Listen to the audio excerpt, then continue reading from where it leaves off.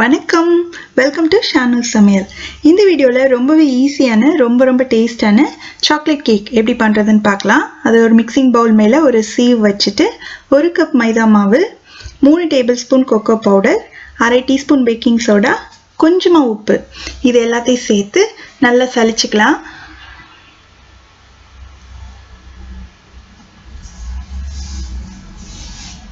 இது தனியாக எடுத்து வச்சுட்டு இன்னொரு மிக்சிங் பவுல் எடுத்துட்டு அதில் 3/4 கப் சுகர், 1 கப் தண்ணி, இது ரெண்டையும் சேர்த்து அந்த சுகர் நல்லா கரையிற வரைக்கும் இது நல்லா கலந்துக்கணும். சுகர் எல்லாம் நல்லா கரைஞ்சிருச்சு. இப்போ 1/4 கப் அளவு எண்ணெய் சேர்க்கணும். நீங்கள் வாசனை இல்லாத எந்த எண்ணெய் வேணாலும் சேர்த்துக்கலாம். நான் ரைஸ் பிரான் ஆயில் சேர்த்துருக்கேன். எண்ணெய் சேர்த்ததுக்கு அப்புறமா இது நல்லா கலக்கணும். அது நல்லா இந்த பபிள்ஸ் வர அளவுக்கு கலந்துக்கணும். அதுக்கப்புறமா இது கூட 1 டேபிள் ஸ்பூன் எலுமிச்சம்பழத்தோட சாறு, அப்புறம் ஒரு 1/2 டீஸ்பூன் அளவுக்கு வெனிலா எக்ஸ்ட்ராக்ட், இதெல்லாம் சேர்த்து நல்லா கலந்துடலாம். அவ்வளோதான், இன்க்ரீடியன்ட்ஸ் எல்லாத்தையுமே நம்ம சேர்த்தாச்சு.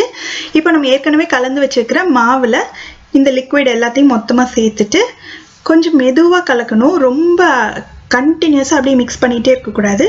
கொஞ்சம் கேர்ஃபுல்லாக மெதுவாக மிக்ஸ் பண்ணணும்.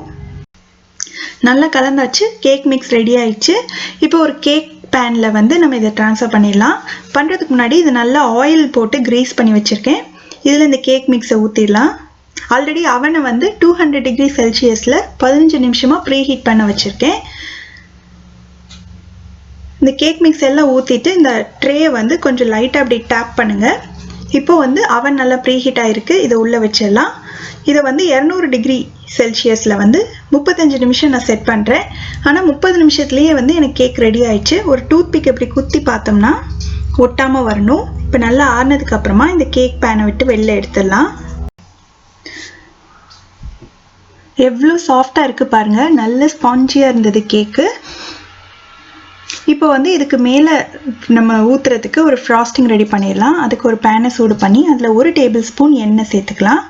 இது கூடவே 1/4 கப் அளவு பால், எங்கிட்ட பால் இல்லாதனால நான் எவாப்ரேட்டட் மில்க் டின்ல வரும் இல்லையா, அது சேர்த்துருக்கேன். அது கூடவே 1/4 கப் சுகர் சேர்த்து இந்த பாலில் இந்த சுகர் நல்லா கரையிற வரைக்கும் இருக்கட்டும். ஸ்டவ்வை வந்து நல்ல சிம்மில் வச்சுருங்க.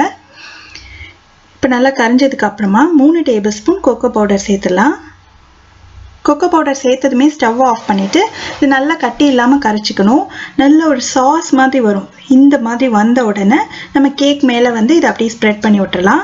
கேக் வந்து நல்லா ஆறி இருக்கணும். இந்த ஃப்ராஸ்டிங் வந்து அப்படியே சூடாக இருக்கும்போதே இது நல்லா அப்படியே ஸ்ப்ரெட் பண்ணி விட்டுருங்க.